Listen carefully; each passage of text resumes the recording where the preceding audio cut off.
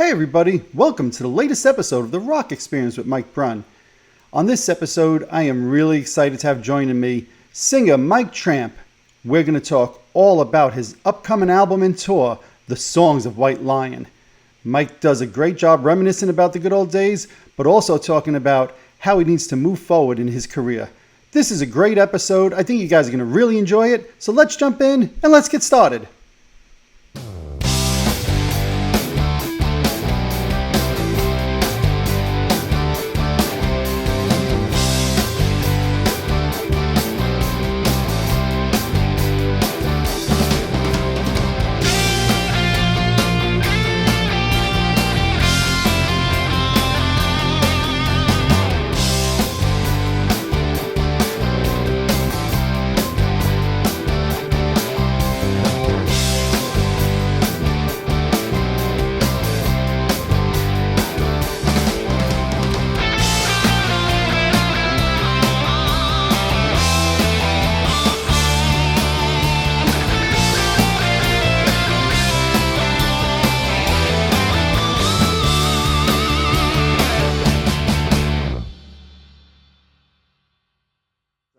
Well, Mike, first, let me just start off by thanking you for joining me today. Welcome to the show. It's great to have you here today. My pleasure. Awesome. 2023 is shaping up to me for you to be an exciting year, right? You got a new album coming out on April 14th, a tour that's going to be kicking off shortly thereafter. But let's start with the album, The Songs of White Lion, right? It's coming out, like I said, April 14th. What made you decide at this point, hey, let me go back in and re-record and really reimagine these classic White Lion songs? Yeah, you know what? I mean, it's a question and it's an issue that I probably have dealt with for the last 25 years. um, I ended White Lion in '91, or after the main attraction album and a large European tour. I started Freak of Nature, which were kind of existing from '93 to '95, two phenomenal albums, and then in '96 I went solo, and that was sort of a decision for me to be, this is how I'm going to be for the rest of my life. Sure. I've been married now 3 times. The first one took the house, the second one took kids, and the third one took my guitars. Oh, no. So, and then sort of actually already on my first US tour with the solo album, and this was also a time when the 80s rock and roll was sort of like, pushed aside, and Sure. grunge had reached its top and everything. I came over to tour in 2001, and as I pull up to many of the venues, the banner said White Lion. Yep. And it really, at that time, it really infuriated me, because I knew what I was doing as a solo artist is who I was when I'm by myself. Sure. And in lack of better words, and for those who haven't listened to anything, you could probably compare it much closer to Tom Petty or Springsteen. And it's sort of my original background. So, with the first 3 songs running together, I would just be building up so much anger, and then, rip into the audience. Hey, man, this is not what I am. White Line was a long time ago, and here I am today. Sure. And things like that would eventually just follow me. Half the poster would say "From White Line," the voice of White Line, and then down in the corner, they would maybe show a picture of my solo albums. And then somehow after the third solo album, and it was rough trying to even break through. The basic weren't much success in that way, just playing some small clubs and stuff like. Sure. And actually I was okay with that. But then somebody starts pushing me into, hey man, you should be put a new version of White Lion back together, and you'd be playing festivals. And at that moment, it's really tough.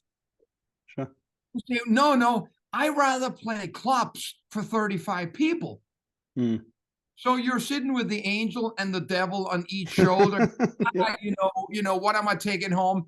$500 or $5,000, and things like that. And After a little while, I put the first Tramp's White Line version together, did some clubs in the USA, and sort of in reality found out that there wasn't really that big of a demand. Hmm. It wasn't like they were standing around the building waiting for this thing to happen. Okay, yep. So, after a few years, that got put aside. And then I started touring heavily in Europe and stuff like that. And the local promoter would always say, hey, can you show a video of the band playing Broken Heart Await in the rehearsal?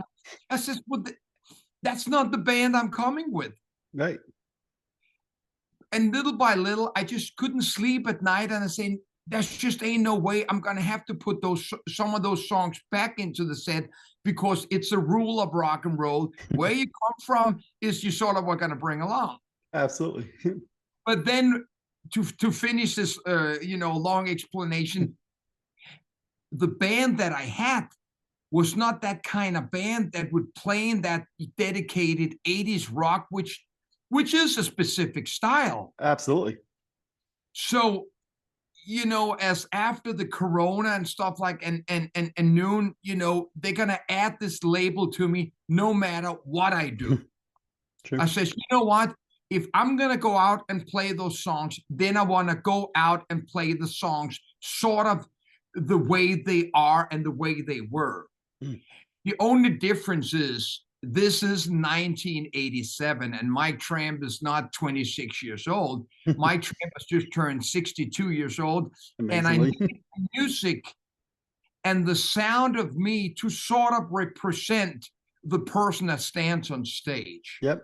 So, together with my guitar player, Marcus Nand, who's in LA, we started working on changing the keys of those songs and start finding out how he could honor the guitar playing of Vito Bratta, which is very, very specific. You don't just go in and changes, Mozart B minor concert down, to a different key. It's a big, but he managed to do it and managed to nail every single solo note for note. And now I'm actually looking forward to go out and do this. That's awesome. There's a couple of things you said there. There was a very specific sound of music in the 80s, right? I grew up in that era. I loved White Line during that time, but all the bands in that time, there's a specific, dare I say, quote unquote, hair metal sound. These re-recordings or reimagination of these songs to me have much more of like a classic rock feel to them. So that sounds like that was something that was important to you, to make it sound like a little bit more classic rock, a little bit more relevant, not just time period of the 80s. Is that correct? You're 100% correct. I mean, when you venture back, and a lot of people, there's always been that period where then the 80s sort of became like something you would goof on and Right. make jokes about. But when you go back, it's a very specific style, and of course, the image that I probably would sort of say that David Lee Roth brought in, coming out of the 70s. And then gave that, he used to describe it that, that when you looked at the bands like the hard rock bands from the 70s, like Black Sabbath, Deep Purple, Uriah Heep and stuff like that, they had that just one length, kind of like, hippie hair. Sure. So once Van Halen came, this is when the haircut started becoming, Absolutely. sort of. Absolutely. Yep. Absolutely. And then the rest of us took over from there. And then MTV sort of demanded in one way or another that you were not going to show up in your grandmother's unshaven, shit hair, horrible pants. And little by little, we all tried to overdo each other. It was the name of the game. And, Decade of Decadence, as Motley Crue called one of their albums. Absolutely. It's just the way it was. Now, when you look back now and when you go out and do it, I will obviously go out and perform the songs with a lot of knowledge of these songs that I wrote with Vito Bratta back in between 83 and 1990. And obviously, I'm not going to do any splits on stage or high jump from the drum riser. But I think that I'm gonna go out there and almost sing the songs better. And when I listen to the album with me singing in a lower range, I actually feel much more comfortable listening to it, because I have not been listening to the Pride album or the big albums for decades. I simply can't Really? stand listening to that. It is Wow. so dated, without taking anything away from the fans that they enjoyed. But I can't invite somebody home, who's never listened to my music and says, "Oh, you got to hear how it was," and you go, "Holy cow, is this a girl singing or something like that?" It's just the way it was. I sang that high in the '80s, and as we started recording the Main Attraction album, I already knew that there was no way that I would ever be able to continue with that kind of Right. singing. And already on the Main Attraction, Vito and I started writing the songs with a much more broader look. Yep.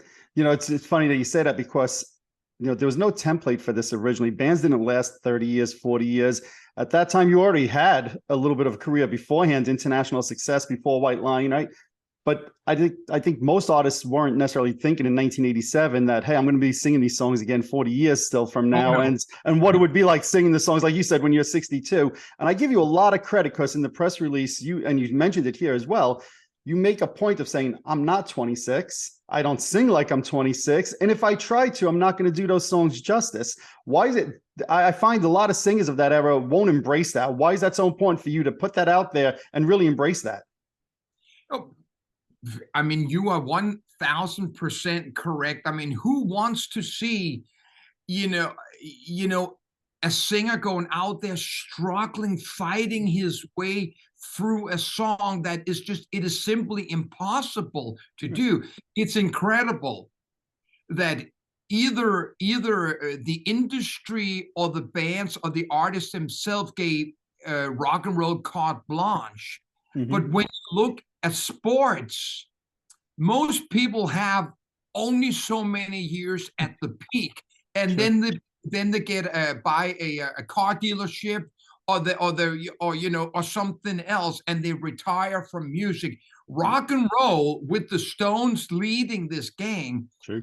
is attempting at going on stage and still performing rock and roll at age 80. Amazing. I remember when I was a little kid and my grandmother turned 60, and my brother and I were sitting in the corner looking, going, "Holy cow, look at all these old people." True. Very true. And it's Now, funny, go ahead. I just went into my large wardrobe and put on a jacket that I toured with Oh, in wow. '89 that I'm actually planning for nostalgia to bring with me out on stage. And it's just like when I put it on, I go, wow, it still fits. Good for you. I just went to see Def Leppard and Motley Crue this past weekend with a bunch of friends, and they were like, "Oh, let's dress up like the '80s." I'm like, I don't fit into my shirts. I don't fit into my jacket. So good for you that it still fits. That's great. Oh, Where man. were they playing? Atlantic City. Okay. Oh, Yeah. nice. Yes, very nice. But so you've released a preview of the record online. You can find some of the songs, samples of them on YouTube. And I'll say the feedback overall has been very positive so far, right? A lot of people, I'm excited to get it, can't wait for it to be released. Of course, you can have some people that say, I only want those classics. Don't give me anything new. I want the classics. When you're re-recording and reimagining these, does those thoughts go through your mind? Or are you like, I'm doing this for me just as much as for the fans? Yeah, I mean, it doesn't matter how many times you post the same message. There will always be someone who decides that his or her agenda that day is to make a comment that is contrast of what I posted. Yep.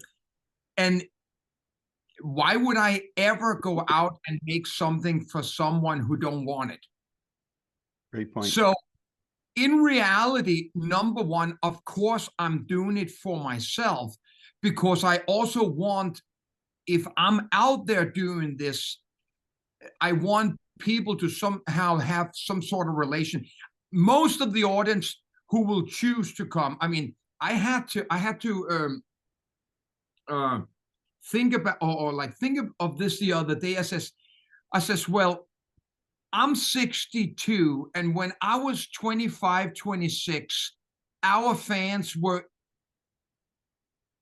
10 years younger. Sure.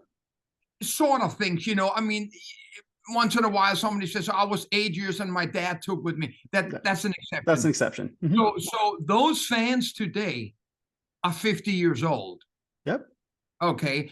And most of them have already established a family, et cetera, so on, so on, so on. So there is a limit to, first of all, how this whole feeling about rock and roll and what it is.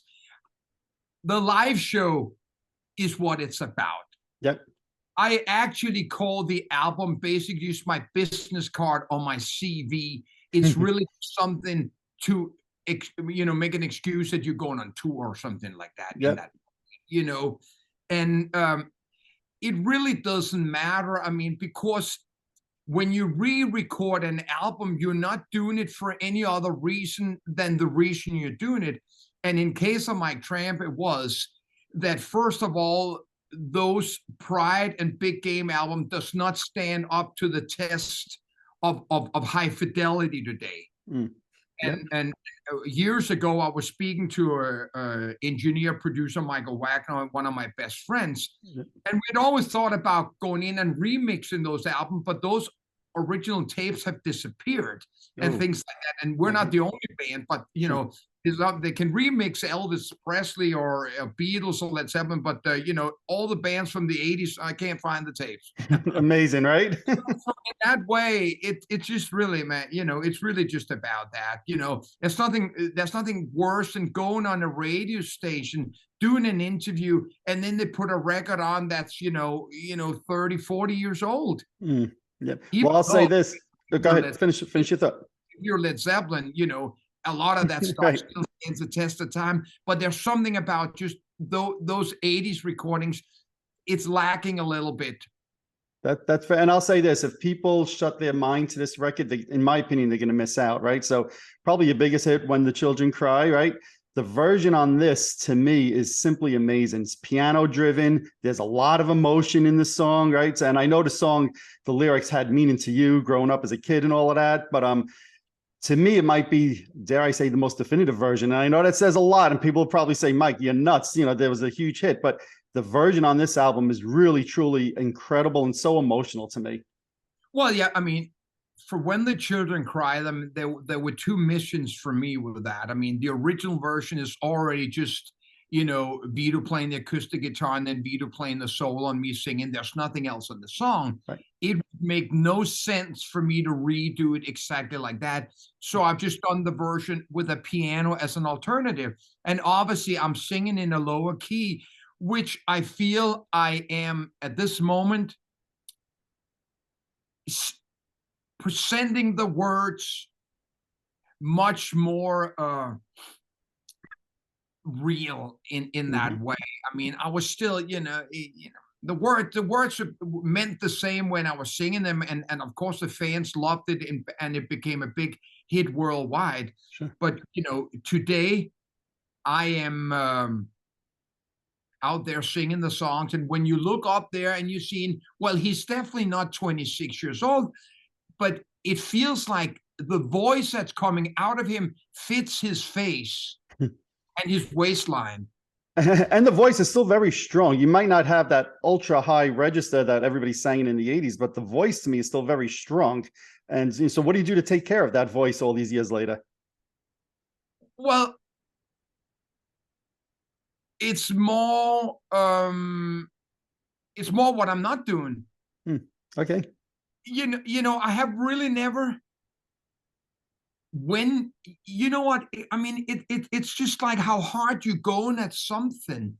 You have to decide if it's a good decision. When Vito and I started writing these songs originally, like you spoke earlier on, we weren't thinking about that, and the same goes with the money. We weren't thinking about it would last to when you're, sure. Right. It's just one of those things. Yeah. And without a doubt, the level of touring that we were doing, 5, 6 nights a week, going from one tour to another round right there, it wasn't fun being a singer. Sure. It was really, really tough on me. And who wants to be doing that? Absolutely. So, you were very open through the years and even in the beginning of this, right? So as you went through your career, at one point you started touring again yourself under the White Lion name. And again, I have to give you a ton of credit. You totally understood Vito's position on this. You stopped doing that. When you re-record and reimagine these songs like this, do you pick up the phone and call him and say, hey, Vito, I'm going to be re-recording our songs? Or is this something you feel comfortable kind of doing on your own and not having to touch base with him? Yeah, well, Vito and I have had a lot of talks through, and again, hindsight is 2020. And if I thought back, and if I'd had sort of the right people around me and not been so eager or in a rush, hey, I gotta do this and this, then actually maybe in reality gone to Vito and says, listen, there is no way that I can escape this, because first of all, for the last 35 years, I am the only connection to White Lion. I'm the only one who played the songs. I'm only one. Every interview that's done with me, regardless if it's my soul album and stuff like that, the White Lion will be mentioned, Of course. paragraph and things like that. So when it came to this, I says, you know what?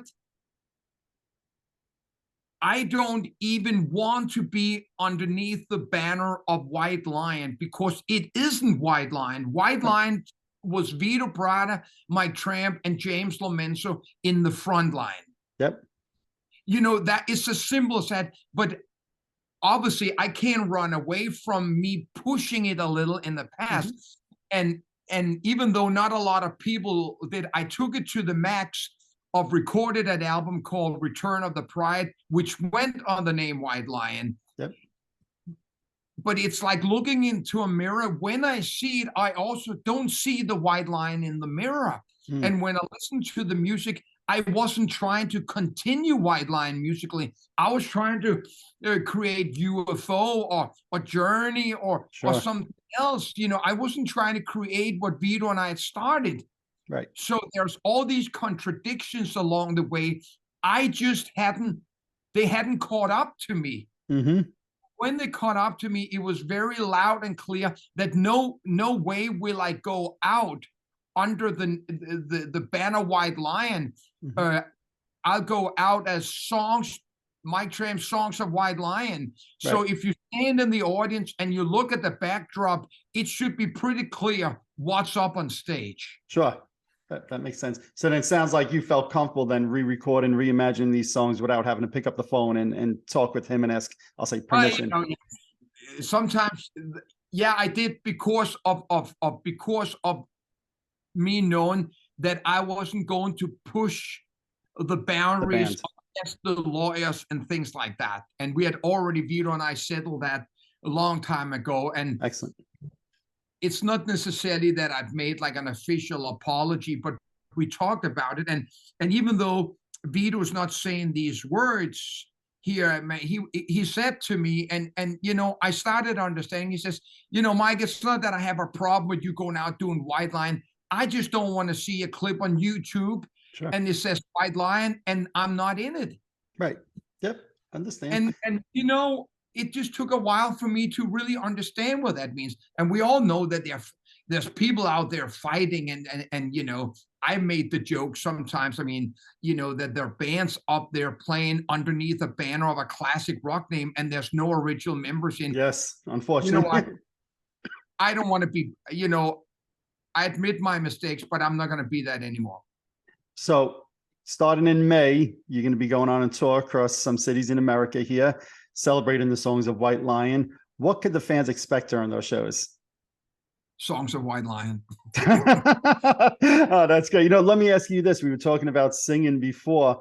Do you find it easier to sing in that kind of environment where it's just you and one other guitarist, right? Because you could rearrange the songs like you did on the album? Or is it harder for you as a singer because you're so exposed? There's not the loud music, a 4-piece, 5-piece band behind you. Which is easier? Which is harder?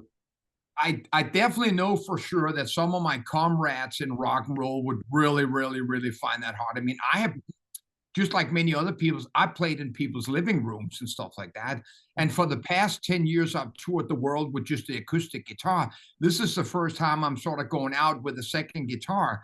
And now both of us playing electric and et cetera, with a little bit of a drum beat and a bass behind. And it's simply just because there ain't the finances to go out and do a band tour. It's as simple as that. Okay. It's not that I want to be, playing in a pizzeria, with a little PA and another guitar player. But if that's where I'm going to be playing that night, I will make sure that the people come to see that will not get any attitude from me. I will show them that if I could pick a place to play, it would be there. That's awesome. And I have to assume, based on this conversation, I know a big topic these days is a lot of bands are playing with tracks and enhancements behind them. This is going to be, sounds like, all live, you and one guitar player? Well, I mean, there is a difference. There are a lot of bands using that and stuff like that. But just don't replace yourself with a track. True. Yes. Things like that. In the case of Marcus and me playing the two guitars and me singing and him singing, we have a little bass and a drum loop behind us that plays that, but nothing else. Right. But if you go out there and then suddenly you come out with Bohemian Rhapsody choir and things like that, and just holy shit, can one man do that? Right. That's where you draw the line. And also, I mean, going out and playing arenas where some of the big rock singers, there are a couple of people who have been caught, not being able to catch up with, the backing track. And obviously you should just stay home then. Right. To me, there's a big difference. And there's nobody, when your shows, nobody's going to think there's a drummer on stage, right? So that there's a big difference between that and trying to fool an audience into thinking that what they're singing No, here. of course not. I mean, there's nothing that well. I mean, it's very obvious and things like that, and et cetera, Absolutely. Now, I have to ask you, I grew up in Brooklyn, about a mile away from Lemoore, right? So as a teenager, I lived right there.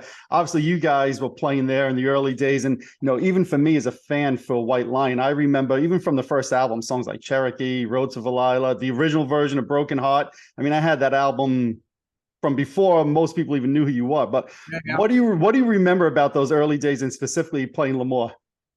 Well, I mean, in many ways, I've said it before that the chase has always been much better than the catch. Those early years, because our manager owned the Lemoore Rock Club, and underneath the stage, down in the basement, big cold basement, that's where White Line's rehearsal room were. So we're out of 62nd Street, between 15 and 16th Avenue. And that's just the way that was. Sure. It's the way it was. And we show up there and we were always anticipating what was going to happen, but we never really, even though we were dreaming and even though we were practicing hard, we weren't counting on it for sure to happen. Right. Okay. Makes sense. So I mean, of course, those memories, this was before we had contracts and lawsuits and we just, our manager used to pay us in cash in a brown paper bag. And Vito always used to go to him, hey, don't you need a receipt? He says, I know where you live. That's great. The law of jungle, the law of the jungle. And it were great days. And when you bring that up, it not just put a smile on my face, but also in my heart that, there were great times. And I have boxes of photos from those days, when the band was sharing one motel room, 4 guys, one sleep on the floor, one in the bed, that's when we were hungry. Sure. Would you ever think of putting out like a photo album, a photo book of some sort with all of those pictures? All those things, all those kind of things, when you have the time, that there's still more to be brought out, because there is that interest. I'm very nostalgic, in anything in life myself. I'm simply not willing to give up the life I've lived, old things, I'm not aiming to get an electrical car. I love V8. I don't have a V8 in Denmark because the fuel is beyond anything. But the thing is, like, I know there's a lot of stuff that's easy now with the digital and things like that, and there's like, but I simply don't want to let go of certain things that tells me I'm a human being alive thinking by myself. Absolutely. Now, one or two more questions, and I'll let you go. I know Vito last year said that he would never shut the door on performing again. I don't expect there to be a White Lion reunion, right? Times are much different. Would you ever see yourself maybe jumping up on stage and playing one song together, or maybe having them guest on a future solo album? Are you open to something like that? But the door from Mike Tramp's side has never been closed. And Yep. you know, you know, actually, Vito said that a few years ago. It's just the same Eddie Trunk interview that's getting rehashed. Okay, yeah. But you know what? That's a big statement. That's kind of like, Mike Tyson making a statement, says, well, it could happen. But it's the thing is, here is the thing. I don't think that if White Lion got back together, we would be as good as we were, because the original White Lion represents 1988. Yep. We're young, we were vibrant, and we had a lot of energy and great hair and stuff like that. Yep. I have, through the years, changed and aged with the way I should. So I'm not a parody of myself. True. Very true. 35 years later on. And but all Vito needs to do is let me know. Fair enough. He can come up on stage, anything, but I really also think that, Vito probably would rather do something else. It's almost, and I'm not comparing it, but when Page and Robert Plant. Exactly. I was going to say Page and Coverdale. Okay. Did this. They went in and did something that were different, and it's probably one of the many reasons why I totally admire Robert Plant. He had already paved the road with Led Zeppelin. Yep. And he was mature, and I can't go back and be the guy in the song Remains the Same mood. Of course I can. Right. So it's just one of those things, man. But it would be great to be up there, and of course we could pull off, a White Lion song. It's all in the video, but we're not aiming at put it together, because that's like saying, you know what? I'm really gonna try to get back with my ex-wife or bring my parents. Sure. Yep. It's not gonna happen. Totally understandable. So many bands at this point play the farewell card. Like you said, you're 62. You make no secret of that. Do you ever see yourself doing like some kind of, hey, farewell to Mike Tramp tour, or do you think you're going to just keep going until you can't go no more? Well, see, I came to the conclusion that for 46 years, my sole income has been from music. It's actually what I do. Sure. So, if anybody doing a farewell tour is always based around money and stuff like that. I mean, most of the times I'm going out there and playing, with my acoustic guitar and clubs and stuff like that, and just just surviving it and just making there an understanding that now with the songs of White Lion, I'm going to be playing a good amount of big European rock festivals and stuff like that, and I would like for that to be some sort of thing that I would be doing as long as I can. Never making it bigger than it can be, but just sort of, I'm part of rock and roll. I'm not rock and roll, but I'm just part of the whole circus here. Bring me in when it's time and stuff like that, and then we judge from that. Absolutely. And we see, and maybe even also be able to do some full band shows in America, in the ways that a lot of bands in the middle that can't really afford to do big tours, but they're able to fly out and do festivals or casinos and stuff like Sure. that. I'm still aiming at that. Right now, I'm just doing the month on the East Coast, and Marcus and I just going to go out and just sing these songs and see how it goes. That's awesome. So it sounds I like only have one thing to say: show me the money. there you go. Well, everybody's got to get paid for their work, so there's nothing wrong with that. So it sounds like the fans could expect that there'll be more shows in your future. Because I know that's one of the things when you announce the dates, people are like, "Oh, what about my town?" So there'll be more Oh, shows in the they always future. say, "What about Of Alaska?" course, right? Of course, And I say, "What about it?" right. Show me the money. Yeah, I mean, I have in the past, and a lot of people do. They can just go back in and see how large my U.S. tours have been, and I've been driving my own car or rental car for that matter. Going around doing stuff like that. That requires a lot. Yes. Oh, Requires a absolutely. lot, doing 6 shows a week, driving 6-7 hours. I'm not on a tour bus taking a nap and when I'm tired because I don't sleep at night and stuff like that. No, Right. I'm sitting there. I'm going in there doing sound check. I'm putting up a table for my CDs and my T-shirts, and I'm Yep. spending another hour after the show doing stuff like that. And sometimes I also get something to eat. Sure. And Of course. things have to be balanced a little. But there's nothing more than I would want than get out in the far corners Yeah. and play. And a lot of people say, "Come to my town," and then I come to the town and 5 people show up. So all has to balance. Of course. Well, I look forward to being at the show. I think it's March 4th in Patchogue, New York. Right? It's the second show of this upcoming tour. I know it's going to be a great time.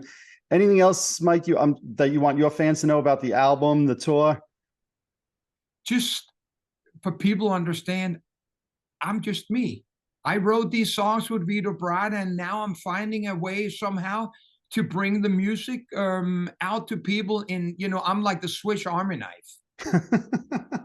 Well, one thing that comes clear to me talking to you today is that, you seem very comfortable with who you are. You recognize, what your legacy was. You're not trying to recreate that. You're going to move forward. And I think these shows are going to be great, Mike. So I know I look forward to it. I'm sure the fans do as well. I appreciate it, man, and thanks for all the support from everyone out there, man. It's well appreciated.